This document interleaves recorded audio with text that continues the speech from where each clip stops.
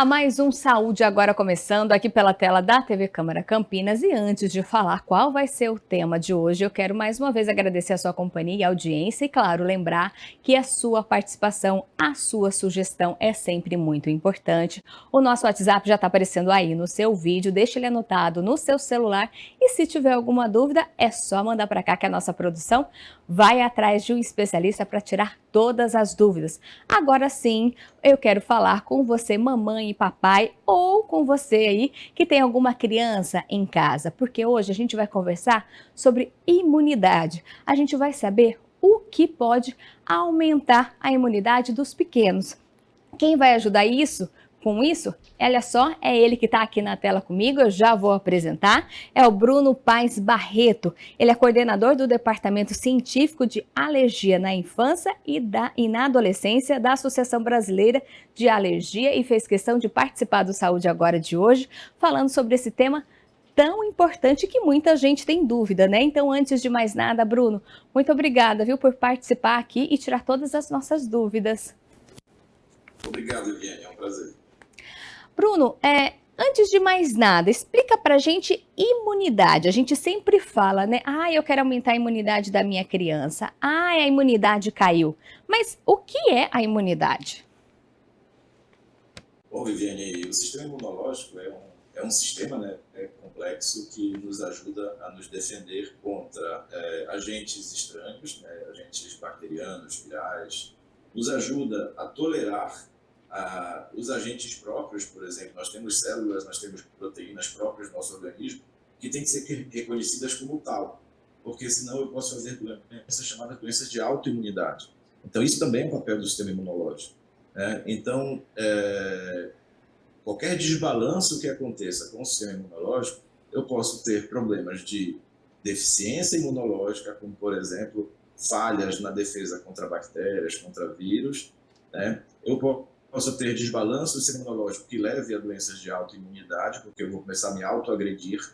E eu posso também ter desbalanço do sistema imunológico que cursa com reações para antígenos que são inócuos, que são inofensivos, como, por exemplo, as alergias, onde o meu sistema imunológico vai reagir contra uma proteína, por exemplo, alimentar, proteína do leite, proteína do ovo, e isso também é um desbalanço imunológico. Então, o sistema imunológico ele é complexo, ele se inicia após o nascimento, o seu desenvolvimento, só que antes de nascermos, nós temos o que nós recebemos da mãe.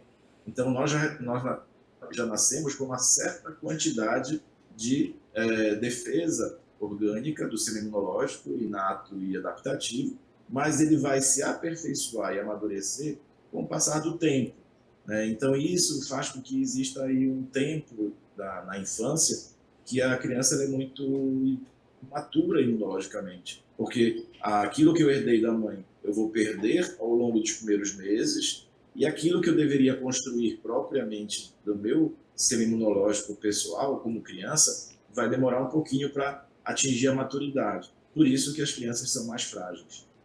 E, Bruno, é por isso que quando nasce o leite materno, ele é tão importante?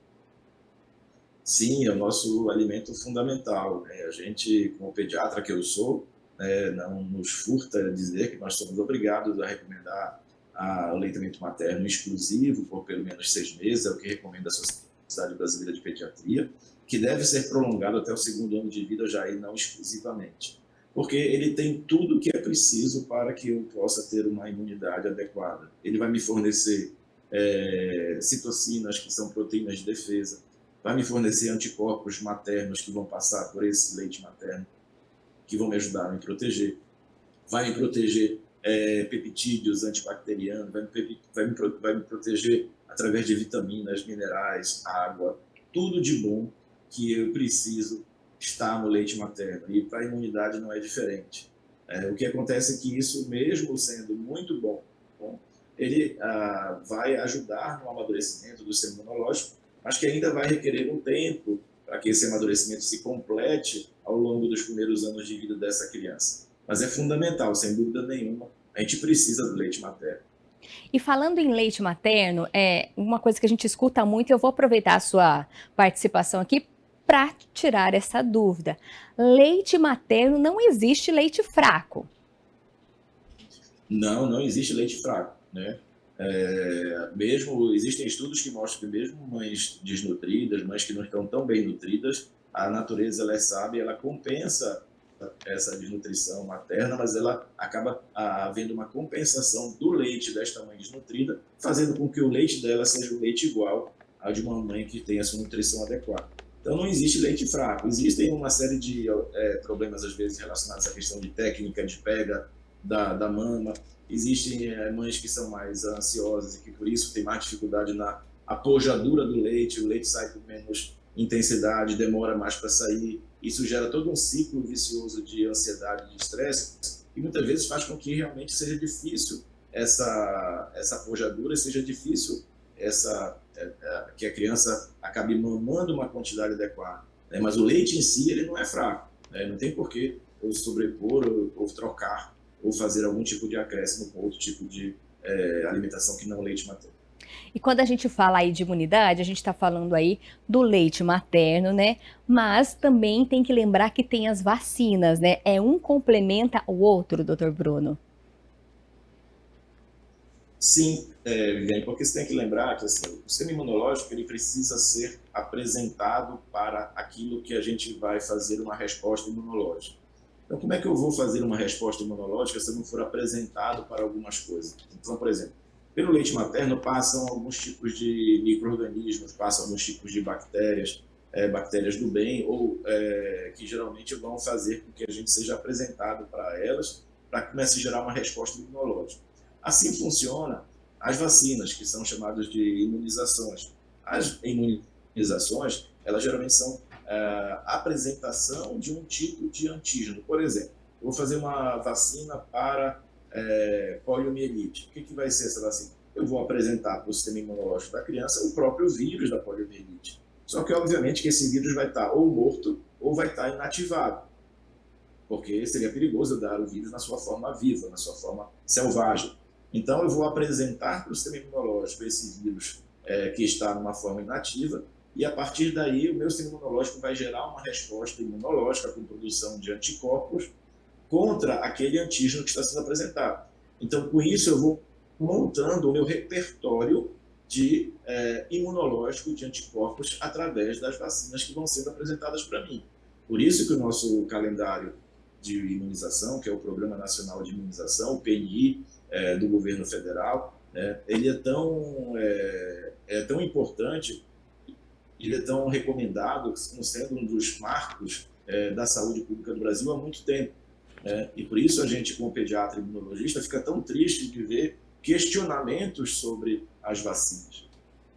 E, Bruno, pegando esse gancho aí das vacinas, né?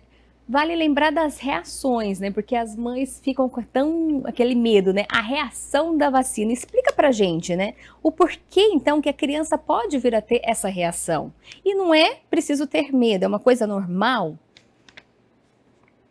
Sim, Viviane, pegando o gancho do que eu falei anteriormente, imagina que eu estou sendo apresentado para um tipo de antígeno. Ele não está vivo, mas ele pode estar atenuado. Então, ele vai gerar uma resposta imunológica. É como se eu estivesse fazendo uma pequena, não a doença, mas eu estou fazendo uma pequena reação orgânica, porque eu vou estar produzindo anticorpos, vou estar produzindo citocinas. Isso gera um certo mal-estar para a maioria das vacinas. Eu tenho uma certa reação normal, que a gente chama de reação esperada das vacinas. É claro que existem, em quantidade muito pequena, reações inesperadas, né, que aí eu estaria diante de pessoas que podem fazer, eventualmente, muito raramente, reações que não estão dentro do contexto. Por exemplo, existem crianças que são extremamente alérgicas à proteína do ovo. Estou falando de uma exceção aqui, não da regra. E existem algumas vacinas que podem conter, que foram cultivadas em embrião de galinha. E aí eles podem conter traços dessa proteína do ovo. Então, para essa criança especificamente, que é muito, muito, muito alérgica, que é uma exceção, o contato com essa vacina poderia dar uma resposta alérgica diferente de uma resposta esperada, que é aquela resposta da febre, do mal-estar, que é uma coisa esperada para a maioria das vacinas. Então, eu tenho efeitos colaterais das vacinas que são esperados e eu tenho algumas reações adversas não esperadas, mas que são raras. E as pessoas confundem, né? E acham que qualquer tipo de resposta, uma simples febrezinha, uma febre baixa, uma simples dor de cabeça, às vezes é um tipo de alergia, o que não é, é um efeito colateral da vacina e que é uma coisa bastante esperada que você pode compensar com o uso de um antitérmico, um analgésico. Isso a criança consegue superar com tranquilidade esse processo. E como o senhor disse também anteriormente, existe um calendário vacinal, né? É preciso seguir à risca, né? Não ficar deixando vacina atrasar. Exatamente, isso é muito importante. A gente, infelizmente, Viviane, está vivendo aí um pós-pandemia, na verdade não é um pós-pandemia, mas essa calmaria da pandemia, mas a pandemia trouxe muitos problemas para nós, muitas tristezas, obviamente, mas para nós, pediatras e imunologistas, muita preocupação, porque houve um atraso muito grande no calendário vacinal. Muitas mães nem saíam de casa para fazer a atualização do seu calendário vacinal. Então, esse calendário vacinal precisa seguir uma rotina, ele tem prazos, ele tem datas para serem feitas essas vacinas, tem vacinas que eu preciso fazer reforço, 1 ou 2 reforços. Então, tudo isso aí é importante que seja bem delineado, que seja bem executado esse cronograma, porque eu não posso ficar realmente fazendo esses hiatos, esses buracos, essas lacunas no meu calendário vacinal, porque isso vai impactar não somente para a criança que deixou de receber, mas muitas vezes o efeito de rebanho, que muitas vacinas podem provocar um efeito, ou seja, benéfico, de uma criança ir contaminando positivamente a outra criança que a cerca, e isso fazer um efeito de rebanho importante. Então tem que ter muito cuidado, tem que estimular para que possamos estar sempre num nível de vacinação adequado, de cobertura vacinal adequada. Doutor, tá aí, né? A gente mantém então a vacina em dia, a criança foi amamentada aí com o leite materno, mas ainda tem mãe e pai pegando um exemplo aí que tem esse excesso de zelo. Não deixa a criança andar descalço, por exemplo, brincar na areia, andar na grama. Tudo isso ajuda ou não na imunidade? Esse é um campo muito bonito, Viviane, e que eu gosto muito dessa área que a gente chama de hipótese da higiene, né? Então, assim, nem 8 nem 80. Né? Obviamente que você deixar a criança numa vala suja, né, cheia de bactérias, isso não é isso que estamos falando. Mas você também criar a criança isolada dentro de casa, ao menor contato com o chão, já vai lá, passa álcool em gel, ferve a chupeta toda hora, isso também é um exagero desnecessário e perigoso, porque eu preciso ter o contato com antígenos, como eu falei para vocês desde o início, antígenos do bem, né? Bactérias que são chamadas bactérias do bem, para que eu possa ser apresentada para esses micro-organismos, para que meu sistema imunológico funcione adequadamente. Então, existem estudos que mostram que crianças que vivem em ambientes externos, crianças que são criadas em fazenda, que têm contato com a natureza, têm uma imunidade melhor do que crianças que são criadas em ambiente de cidade, entre 4 paredes. Então, a pandemia, ela trouxe, além disso, mais um problema para a gente, que foi o isolamento social. Essas crianças não saíam de casa, né? E isso não estou dizendo que esteja errado, para mim era um momento que precisava acontecer esse isolamento, mas do ponto de vista imunológico, houve, e a gente está vendo aí um apagão imunológico nessas crianças, porque primeiro elas não foram apresentadas para esses antígenos que deveriam ser apresentados. Segundo, elas tiveram falhas vacinais, né? Então, isso tudo gerou aí uma preguiça do sistema imunológico, que nós estamos vendo agora que essas crianças estão saindo de casa, uma pandemia de outras viroses, porque essas crianças estão com o sistema imunológico fragilizado e elas estão adoecendo muito, não agora de Covid, mas das outras doenças que estavam todas esperando aí para atacar as nossas crianças aí desprotegidas. Doutora, eu vou pegar esse gancho aí, né? Como o senhor disse, né? As crianças estão voltando a sair, estão voltando a ir para a escola também. A escola é um lugar onde realmente se fica muito doente? E já vou engatar uma outra pergunta. É verdade que até os 5 anos é normal ficar doente assim, todo mês praticamente? Infelizmente Viviane. Então, a escola é um ambiente realmente muito contaminado, A gente tem visto que as crianças cada vez mais estão entrando precocemente na escola. Se eu lembrar da minha época, já se vão aí 50 anos atrás, a gente entrava na escola com 6 anos já para fazer aí a alfabetização, fazer o ensino que hoje é o ensino primário, né, o ensino fundamental. Hoje em dia a criança entra na escola, na creche, né, logo depois que a mãe sai da sua licença maternidade. Então entra às vezes com menos de 1 ano de vida ou com 1 ano e pouquinho de vida. E se você lembrar que eu falei anteriormente, o sistema imunológico ele vai amadurecendo aos poucos. Então a gente vai colocar a criança exatamente no momento de vida em que não existe um amadurecimento imunológico. E ela vai ser apresentada para essas bactérias e para esses vírus e ela vai responder através de doença, ou seja, ela vai pegar uma infecção viral, vai desenvolver a infecção viral, essa infecção viral vai fazer com que ela crie anticorpos, mas ela vai adoecer. Tá?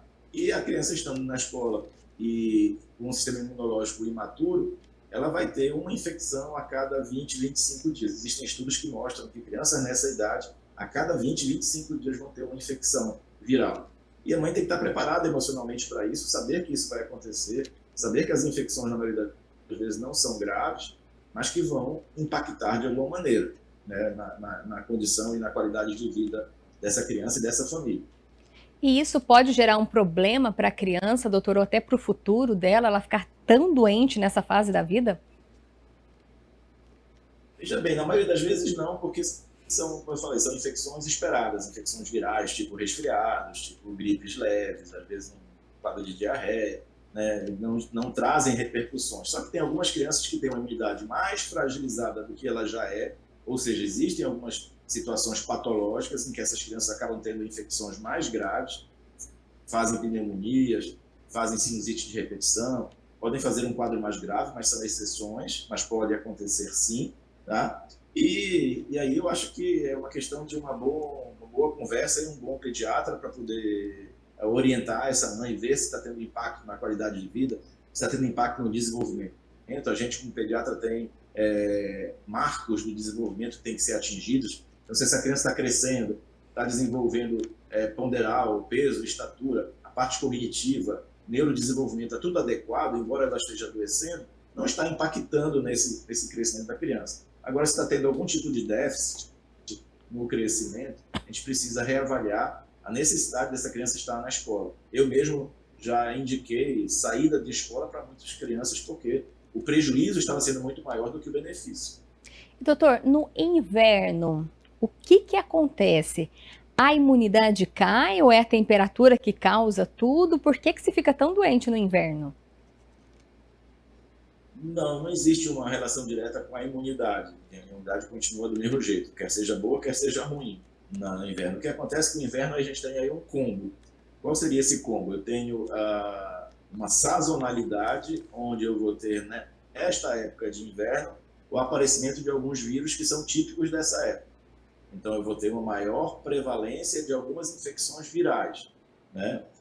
Qual que seria o outro combo? No inverno, a gente vai ficar muito indoor, ou seja, dentro de casa. Por quê? Porque está frio, eu vou sair menos de casa, né? Ou eu vou ficar em casa, ou eu vou ficar nos ambientes confinados, por exemplo, na escola, ou eu vou para o shopping, e aí vai ser um ambiente também confinado, um ambiente que vai ter mais gente, ou seja, eu vou deixar de estar no parque, na piscina, na praia, na fazenda, porque é uma época do ano onde o clima não nos ajuda. Então eu tenho aí essa questão propriamente dita de uma maior quantidade de aglomeração associada a uma sazonalidade dos vírus que acontecem nesta época do ano. Doutor, para a gente encerrar aqui o Saúde Agora, a gente vê muito, principalmente vai em farmácia, né? Tem lá os remedinhos que dizem que ajudam na imunidade. Realmente existe remédio que ajuda a dar imunidade, que você vai lá dar umas gotinhas para a criança, a imunidade vai aumentar ou não? Isso não existe. É a alimentação, é a vacina em dia, é brincar no parquinho, isso que vai ajudar? Principalmente isso, Lilian. Então, assim, o que você falou está perfeito. O que é que vai ajudar? Leite materno, alimentação saudável, imunização em dia, vida saudável, sem estresse, é que a gente sabe que isso é o que é mais importante. Agora, existem coisas que podem nos potencializar um pouco, melhorar um pouco a questão do sistema imunológico, mas não são nenhum tipo de medicações ou de produtos que sejam realmente milagrosos, porque ninguém faz esse milagre de acelerar muito ou de dar um ganho exponencial ao sistema imunológico, a não ser a própria natureza e o próprio tempo. Tá? Mas existem sim, assim, vitamina C, vitamina D, tem uma participação boa na imunidade, mas isso pode ser também complementado com a alimentação. Quer dizer, se eu tenho uma boa alimentação, eu preciso de vitamina C e vitamina D? Não preciso. Mas se a minha alimentação não é adequada, eu posso suplementar, né, com a vitamina C, com a vitamina D, com zinco, eu posso suplementar. Probióticos são bactérias do bem também, que ajudam no sistema imunológico, também são coisas que podem me ajudar, são coisas interessantes. Mas nada vai fazer um milagre como as mães gostariam que fizesse, né, pra, de uma hora para outra, essa criança deixar de adoecer. Tá aí então um recado do Bruno Paes Barreto, ele é pediatra e também coordenador do Departamento Científico de Alergia na Infância e na Adolescência da Associação Brasileira de Alergia. Doutor Bruno, mais uma vez, viu, muito obrigada por participar aqui do Saúde Agora. Tenha certeza que foi uma participação aí muito rica de informação, ajudou muita mãe e pai que está assistindo a gente nesse momento. Obrigada. Muito obrigado, Viviane. É um prazer e pode contar comigo outras vezes. Com certeza a gente vai chamar, viu, doutor Bruno? A você de casa também, muito obrigada pela companhia e audiência. A gente se vê no próximo Saúde Agora. Tchau!